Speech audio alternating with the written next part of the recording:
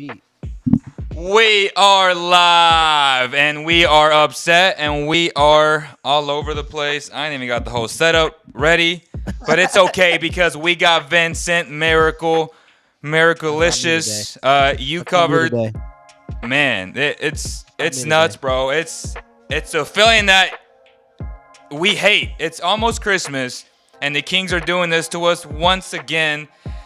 And it's crazy because Daeron Fox had a marvelous game. But all people will remember is that he missed 2 free throws, which again is fair because he's the face of the franchise and we got to hold him accountable. But oh my God, like Fox is back, but then he misses the 2 free throws. Awful call down the stretch. The refs are kind of iffy about everything. But bro, what is the first thing that comes up to your mind if there's one word after this result?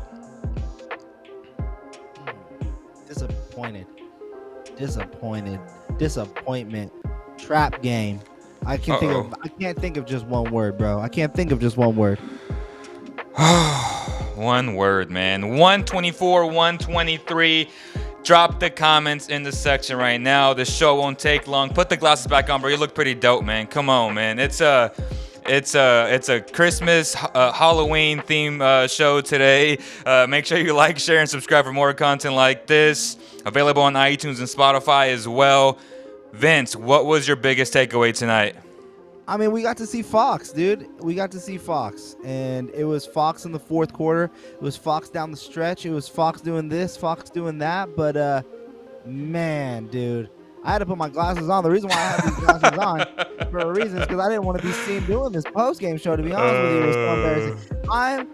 I covered barely. So Yahoo lets you do wages on there, and it's plus 1.5.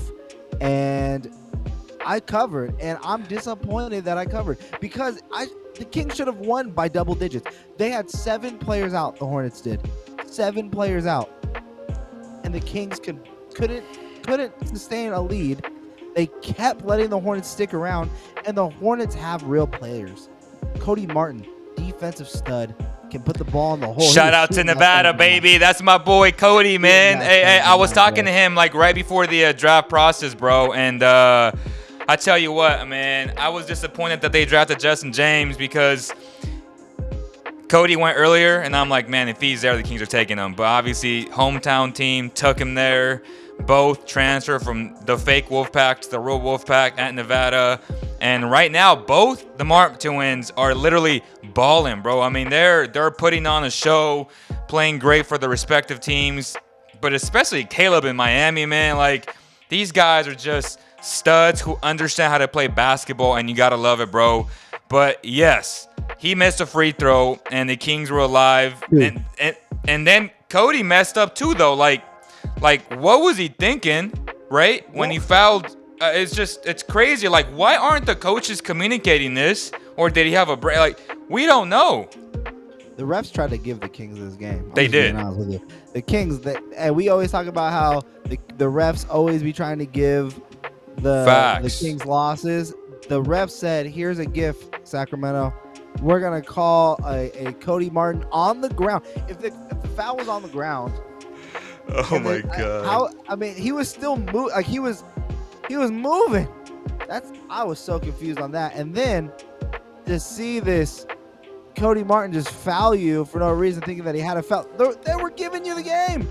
Take the 2 free throws, win the game. On top of that, Marvin Bagley almost at the putback. Like, that was crazy. It was. I don't want to say Kangs because the Kings did show up offensively. But look, you don't have the offensive firepower to be saying your offense versus my offense.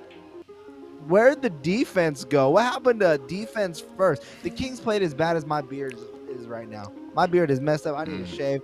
I'm looking chunkier with this beard on, bro. Like, I need. Who did show up though? My man, my main guy, my number 4 prospect on my big board, James Bouknight.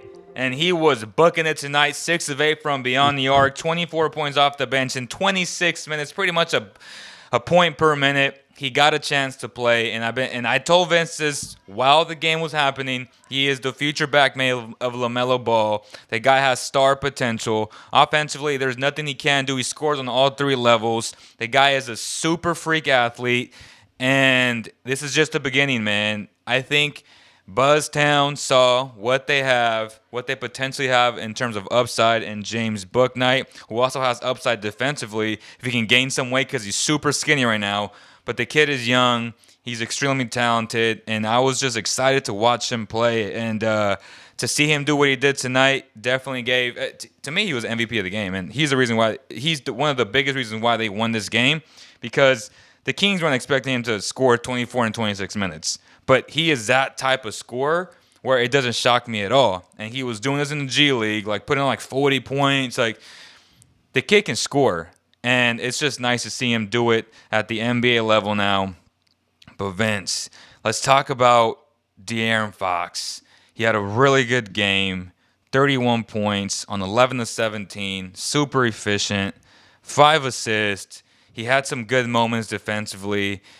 In that Cody foul, he slipped because he was trying to draw that foul, and then Buddy overhelped. So then that left Cody open, which then that allowed Terence Davis to rotate on the weak side. And like you said, and like Katie said on the broadcast, it's either a foul or not a foul. It's one or the other. They elected for on the floor, which was kind of weird because it was simultaneously an and one type thing, if anything. But that gave the Kings literally, they saved them a timeout, which I don't know if they had one. They took a timeout away. They took it away. Why? That's another thing. They won the coach's challenge, but they took away their timeout. Oh my God. That was another weird situation. That was weird. That was weird. And we'll get to all the comments right now, guys. But yes, De'Aaron Fox. Before we go to the comments, the whole Fox thing. Look, Fox was phenomenal tonight, and honestly, the backcourt has been phenomenal for the Kings over over their 3-game winning streak heading into this game. Even Halliburton, 15 points, 7 rebounds, 7 assists, 2 steals. Both players shot over 50%. 11 of 17 for De'Aaron Fox, 5 of 9 from the field for Tyrese Halliburton. He took 9 shots. Halliburton did. 8 of them were for 3-point range. So you're getting exactly what you wanted, and he knocked down 5 of those 3-pointers. He's been doing this, bro. Like literally and I point this out every game. Like 6 to 9 threes is my number every night. Yeah. So you got Terence Davis, who gave you buckets. You don't really expect that. He had 19 points and 8 rebounds. I love that both he and Halliburton from the guard position were grabbing rebounds. I have to shout out Marvin Bagley. Marvin Bagley is playing his role to a T right now, and you have to applaud a guy who has gone through all of these ups and downs to come into this type of game. And this was the best matchup for Bagley to have a game like he did. And I think in 27 minutes, Marvin Bagley played phenomenal. He had 15 points, 10 rebounds. He was 7 of 12 from the field, 58% from the field off that. He made one of his 2 3-pointers. You know what I mean? And the best part about it, he played almost 30 minutes tonight, didn't have a single turnover, and finished with a +6 on the night. The only person to finish higher than him in terms of plus minus was Tyrese Halliburton at a +9. So Marvin Bagley was phenomenal tonight. He's boosting his trade value, if you want to think of it that way, or he's proving his haters wrong. But regardless, he's finally playing the role that everyone has been asking him to play. But give people the context, though. But Vince, because if I give it, it's going to come across as hating. So why don't you give fans the context of what you mean that he's playing well in his role? Like, there's context of he's a number 2 pick, and some fans are taking it literal, like, oh my God, he's going to live up to the number 2 pick. But kind of give people and allow them to channel their emotions and give them some real light, enlighten them to where you're educating them on what this play actually means for his career. Well, I mean, there was a great article out on the evolution of Marvin Bagley. I'm going to shout out the Kings Herald because it was a good article. The only thing that I'd have to criticize on that article is I felt like it was too, inspiration. Like, oh, Marvin Bagley is finally turning into this guy. His story is changing. And for me, it's more of just he's finally playing the role that, like I said, he's finally playing the role that we've been asking him to, which is we don't need you to be a primary scorer. I know that you were compared to a Chris Bosh coming out of the draft and being the number 2. You thought you were going to have this type of control of the offense, like a Jaren Jackson, like a Ayton, like a Luka, like a Trey. But that unfortunately hasn't been that for you. And you can blame it on the coaching staff being changed as many times as it had. You can No. blame it on injuries. You know what I mean? But regardless, he's gotten time. He's gotten minutes on the floor. He's got to be a starter. And it didn't work out with you always wanted to stop the ball and being so ball dominant. But now he's moving the ball. He's playing well off that glass. He's being a rim runner.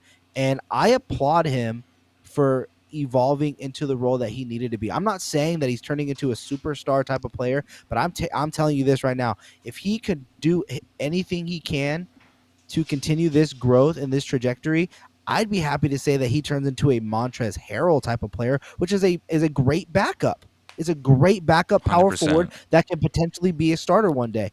And I still view that as a highly tradable piece on a 1-year contract that can get you something. The better he plays, the more value he has to get you into a deal who I keep saying is not going to be Ben Simmons. I believe the Kings will go after a guy like Pascal Siakam. So that my thoughts on Marvin Bagley is he's finally playing the role that I've been asking for out loud, which is play the role, move the ball. And if he continues to play like that, he's going to continue to find more and more time on the floor. He's playing that Rashawn Holmes role that he should have been playing a long time ago, but because his ego is so big and his camp boosts his ego so much, he hasn't allowed himself to put himself in those situations to succeed, because that's how you get extra minutes, by doing the little things to succeed on the court, the garbage buckets, the constant using your second jump, athleticism inside the paint. That's where this team has always needed him. And, more on the rolls, on those short rolls, setting back. He still doesn't set good screens, let's be honest. But I hope he's... Take that comment off the screen, bro. Bagley, stop, bro. Hey, I'm giving him credit. Hey, see? Anything I do, if it's praising him, saying he's next Kareem or not, man, I get flack for it, man. You're getting flack, Kareem, bro. I love the supporters. I love that the chat is full right now. Stop it. The next Kareem family, bro. He's at best. I think he has a high potential to become Montrezl Harrell. And I've never given up. I never sold all my stock in Bagley. I just feel like his time here in Sacramento, we sold his stock as a number 2 pick within like a week. Well, I mean, you can go check out my old YouTube channel, bro. I talked about it in depth of how I wasn't a huge and everybody knows, like, and everybody always references to my breakdown on Bagley, and till this day, it's literally on point of what he was going to be and what he was. And I watched it, I'm like, holy smokes, I was so right about it. And people are like, oh my God, I'm so sad that you were right. And I'm like, it was written there. Both Vince and I had Bagley. I think I had him 7th, and then Vince had him 8th. But we had Wendell 5th. No, We had Wendell 5th, which, again, there are still fans that believe he's better than Wendell, which is crazy. And then there are fans that believe that he's better than Jaren Jackson, which is insanity. I had Jaren Jackson number 2. Maybe he's not living up to number 2 as of yet because of the injuries, but he's very impactful on so many levels. And again, it's Aiden. It's really right now, I would say it's Aiden, Jaren, or Wendell. You can swap those two, but I'm still very high on Jaren to live up to that if he can stay healthy, man. And I think that's the big difference, where his game really translated to the NBA, to where there is, at least at worst, he's a Robin, second, third best player on a very good team. Marvin Bagley, unfortunately, will not be that. I don't think ever. That's still an opinion. I don't want to say that I don't think he can ever turn into it, because who knows? He can continue this development now. It's only, is he year 4? He's still in his early 20s. I mean, there's still time for him to evolve as a player, to potentially grow into a serviceable role where he could become a starter again. Like, if he comes into Montrezl Harrell and becomes Montrezl Harrell 2.0, that's a full-time starter. I don't see him becoming a Sabonis. At the center position or what? Because that's not a full-time starter. It's probably a power forward for sure. But, I mean, can he be – can I say this then? This is like lightweight capping, but this is the only thing I can think of off the top of my head right now is I can see absolute superstar best case scenario for him is he can turn into a Jeremy Grant but I think that's still too high. You know what I mean? Jeremy So Grant. I mean, Jeremy Grant's a wing, and this guy's a center. that's like the best I could see is like he can turn into a 3 or a 4 that can spread the floor and he can have the ball. He'll Like, never be good defensively. Never. Never. again, I don't Never. you just need him to be able to stay low, stop jumping, and My God, good luck. good luck. And build a stronger core because he just gets bullied down there. But I'm not giving up on Bagley becoming a player. I just truly believe that his time in Sacramento, the things that have happened behind the scenes, and everything, it's just come to a point now where his best years will probably be out of Sacramento. And a lot of Kings fans will probably have a sour taste in their mouth if they start seeing him have these big games.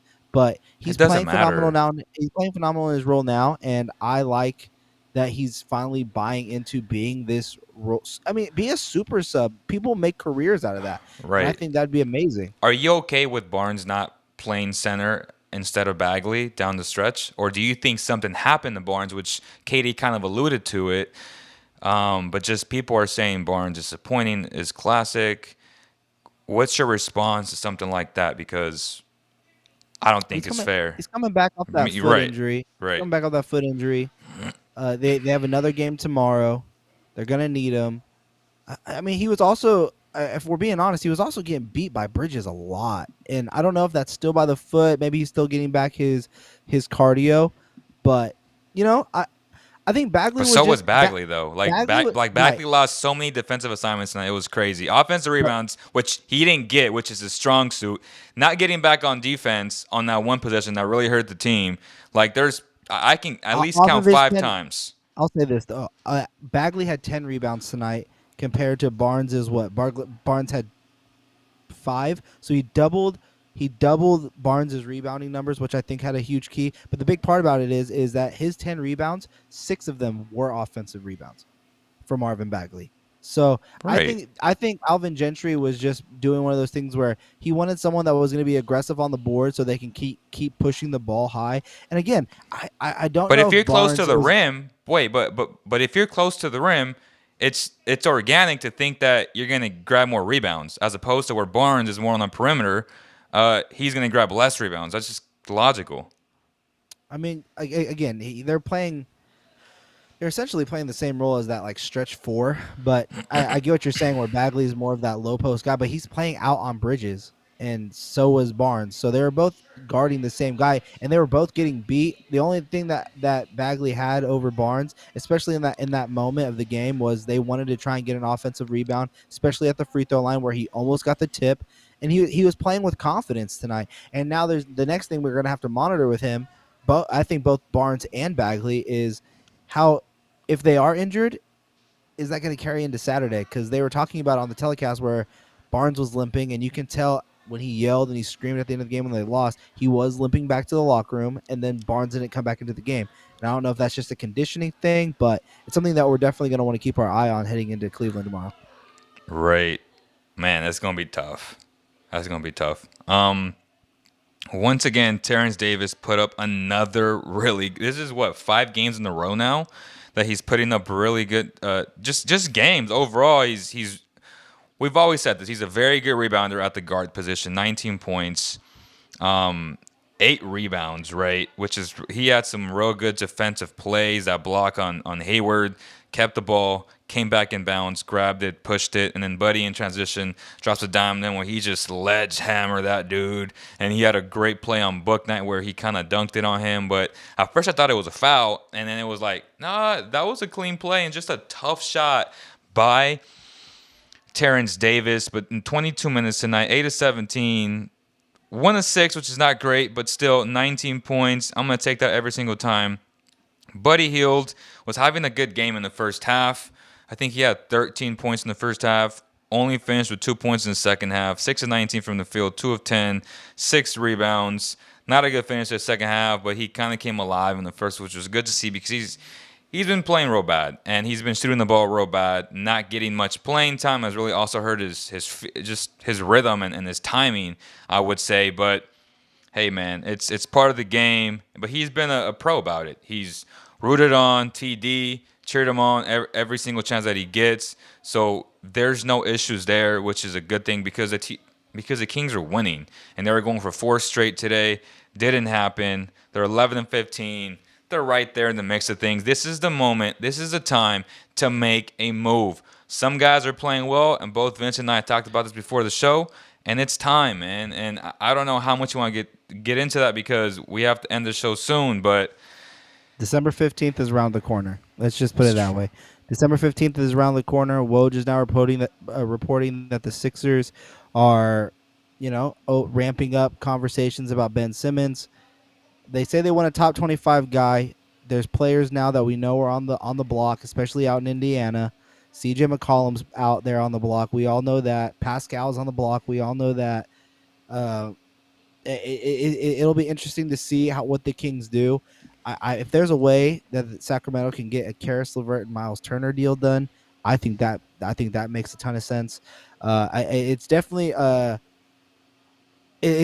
good moment to start making that move and turn on that switch. And you guys will see this podcast coming out here soon. I had Zach Noble from Ball Is Life on, and we were talking about the Kings and this trade upcoming market, about how this is the first time in a long time you're going to see a trade market where the small market teams this is their best opportunity to get a big name player, whether it be a team like Minnesota who can do a big move here and try and restructure in some way, a team like Sacramento, Indiana with a rebuild. Like, there's a lot of teams, even Dallas, they're not a small market team, but they're potentially going to be looking at moves. But it's giving everyone a bigger chance to fight now for that 10th seed, and I think it's going to make it more competitive for if the Kings can make a giant move. And again, I believe that the move is not going to be Ben Simmons. I stand by this. I think that if they make any home run move, it'll be for Pascal.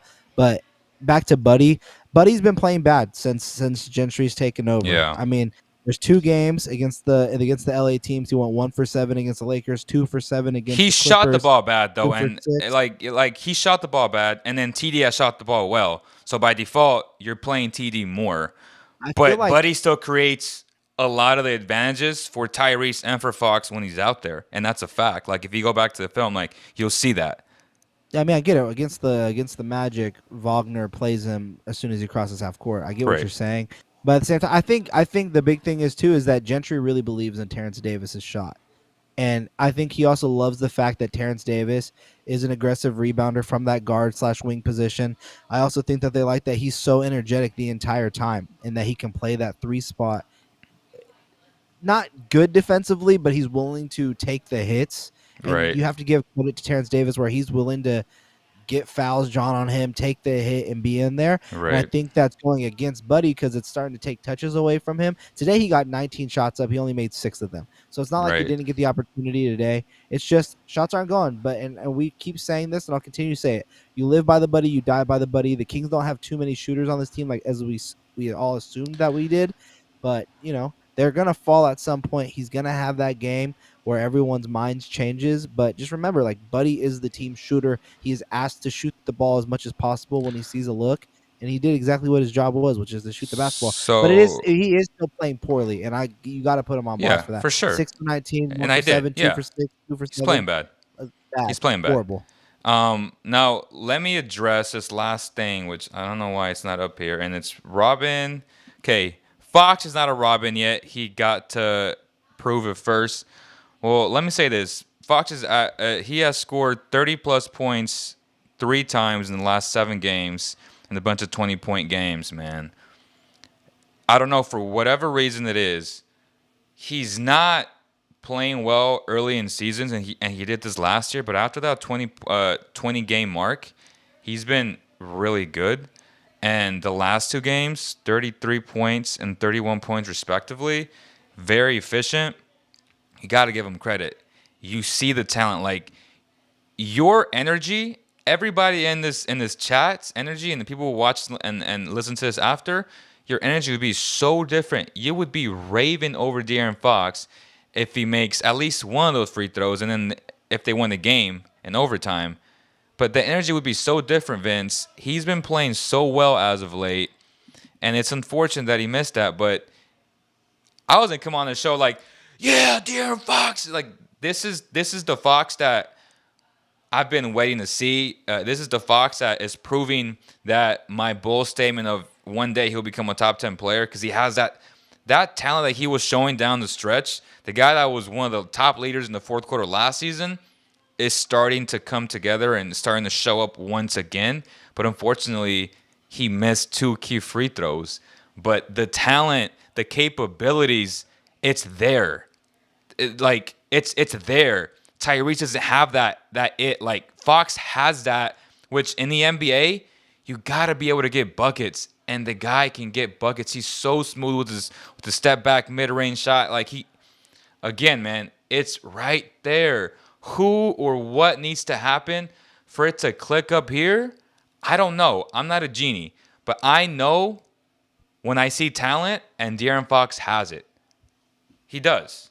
He does. Yeah, Fox has top-end talent for sure. I mean, over the last 2 weeks, according to the stat, and it's not including today's game, he's shooting 46.7% from the field, 80% from the line. He's getting 1.5 three-pointers down, 22.8 points, 4.8 rebounds, 4.3 assists, and 1.5 steals and only 2 turnovers a game. I think the 2 turnovers are huge, keeping those turnovers down, and they're lower than they were last season, just slightly, where he had 3.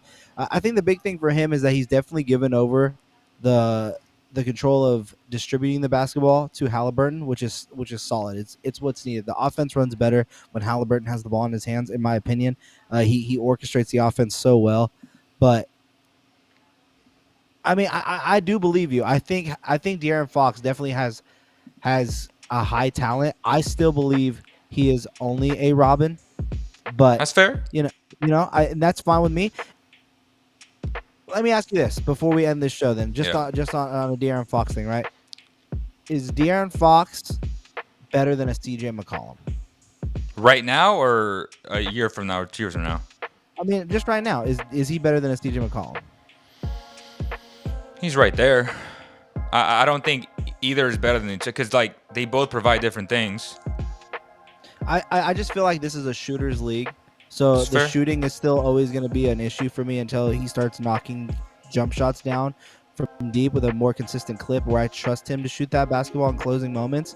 So I will always lean on the shooter that can knock down shots and still do everything that he can. But yeah, slapper beat, bro. Nice instrumental to close out these shows. But yeah, he's still evolving. It's still early. The Kings are still right there for the play-in games. Hell, they're right there for what, 8th seed, 7th seed still. So long season ahead. Great show today, guys, for sure. And then be on the lookout for the new Kings Court podcast. Yeah, it's my show. Corey is working on it. Corey is working on that right now. We'll have the full show, and then we'll have segments of all the topics from the guy from Ball's Life, which should be a good one. Lots of good stuff in there. Yep. Great stuff, guys. We got to talk T-Wolves, trades, Pacers, everything. It's a great show. The standings right now, the Kings are still in 10th, 11-15. Minnesota's 11-14. They're right there, man. They're 2 games out of they're 2 games out of 6th. Did Minnesota win today? They're getting banged right now. Yeah. They're losing 76-104 to Cleveland. Cleveland winning by 30. They're good, man. I am shocked. I guess his last point was, I think it was Brian West from the Kings Herald, and I quoted him saying that the Kings fans got to stop worrying about fit, because there's just Sabonis and Holmes. Hypothetically, say they land Sabonis by keeping Fox and Holmes. Just real quick though, like, Kings fans got to stop worrying about fit. You have to worry about gathering as much talent as possible. So in theory, yes, it may not work on paper, but you got to see how it comes out, because the Cavs are a great example. They're playing 3 7-footers out there, and they're all big men, and it's working out because of different skill sets. But it's okay. Let's figure it out. Let's put the best talent on the floor, and the best players will figure it out ultimately. That's just how it goes, man. But bro, what? You quoted somebody else. Bro, quote me. I've been saying that since I've been doing this show with you, since I came on CK. What's the very first thing I said when I started this show this season? Which was, you need to figure out what is sand and what is cement. What's a building block and what is not. You need to gather as much cement as you can. Both you and I have been saying that for years. I'm just saying it because it was like relevant today, and I was like, well, yeah. I mean, I've been saying this for years. Like, gather the best talent, take best player available. We saw with Luka and Bagley, like, the fit, like, F the fit.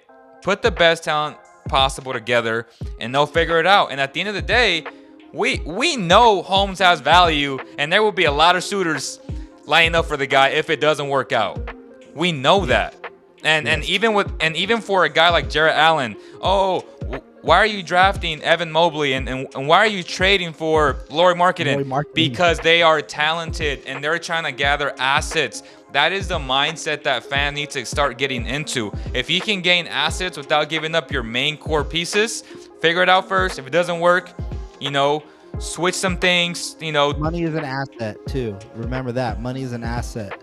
So yeah, 100%. When you look at making these types of deals, remember what that money looks like. I've been throwing out the idea to you. Did I hear three 7-footers? Oh, Seabass. Yo, Bass, you gotta stop trying to always get me to join your little Facebook live things, bro. This is not a shut up for hate, but like, bro, you gotta let me know in advance. I don't mind joining. You gotta let me know in advance. You can't just be sending me invites as soon as the game's over. I got other commitments I gotta commit to. I gotta schedule it with you, big dog. I gotta schedule. All right, man. Well, that's gonna do it, y'all. Thank you guys so much. God bless you guys. Have a great weekend.